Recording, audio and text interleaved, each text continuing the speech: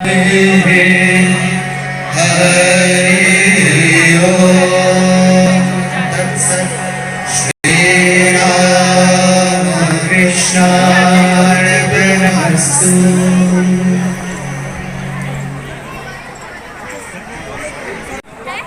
রামকৃষ্ণ সংঘ বিদ্যা মন্দিরে ছাত্রছাত্রীদের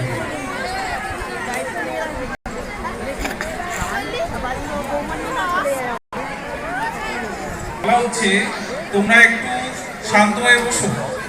আমাদের এই অনুষ্ঠান এখনো বাকি রয়েছে। এখন কথায় ও গানে এটি পরিবেশন করবে শ্রী রামকৃষ্ণ সংঘ বিদ্যা মন্দিরের ছাত্রছাত্রীরা। তোমরা একটু শান্ত হয়ে বসো।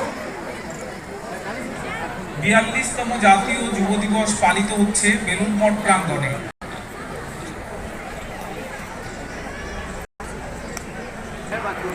কথায় ও গানে পরিবেশন করবে শ্রী রামকৃষ্ণ সংঘ বিদ্যা মন্দিরের ছাত্রছাত্রীরা। Hello hello hello hello hello hello hello hello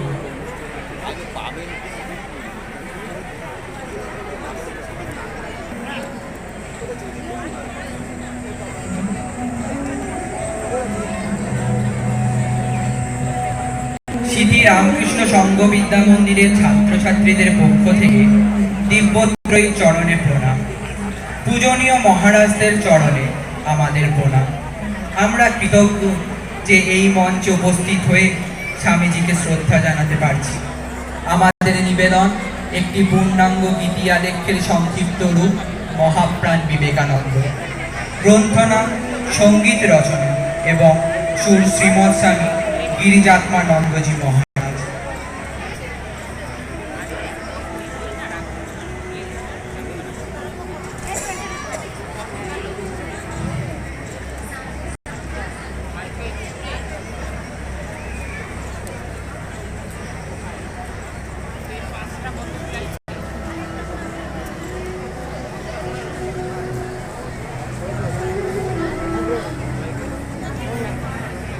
विवेक जान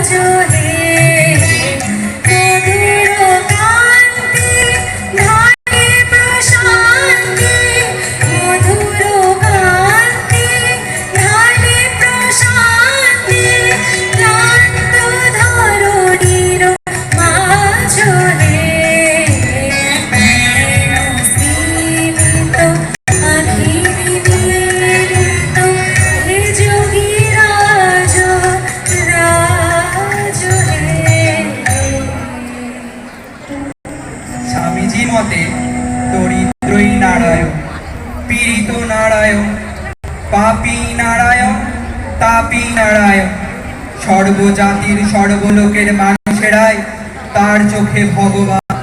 সে ভগবান দিনের বেশে, শ্রমিকের বেশে আপনার কর্তব্য কর্ম মুখ বুঝে করে চলে, কেউ তার হিসেব রাখে না।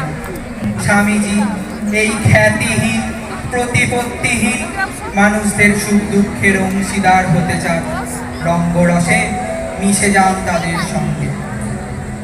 বেলুড় মঠের জমি সাফ হচ্ছে, সাঁওতাল নারী পুরুষেরা কাজ করে চলেছে। প্রায় প্রতিদিন স্বামীজি এদের সঙ্গে তাদের সুখ দুঃখের কথা বলতেন। সাঁওতালদের মধ্যে কেষ্টা ছিল স্বামীজির প্রিয় পাত্র। স্বামীজি এদের সঙ্গে কথা বলতে এলে কেষ্টা মাঝে মাঝে তাকে বলতো, হ্যাঁ রে সামুরা, তুই আমাদের কাজের বিলাটো এখান সে আসিস না রে। তোর সঙ্গে কথা বলে ওদের কাজ বন্ধ হয়ে যায় বটে।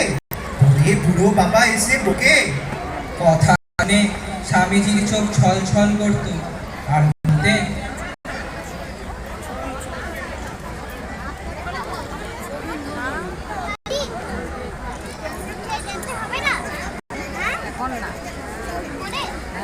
হ্যালো হ্যালো, না না বুড়ো বাবা বকবে না, তুই তোদের দেশের দুটো কথা বল।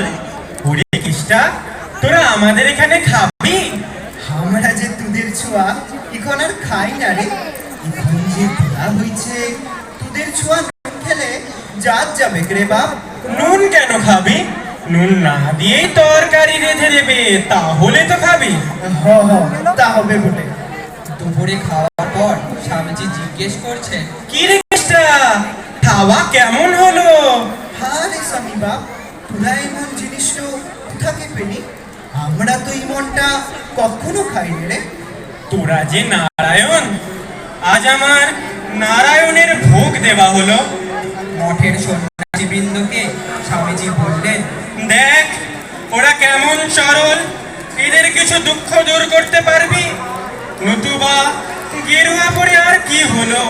পরহিতায় সর্বস্ব অর্পণ, এরই নাম যথার্থ সন্ন্যাস।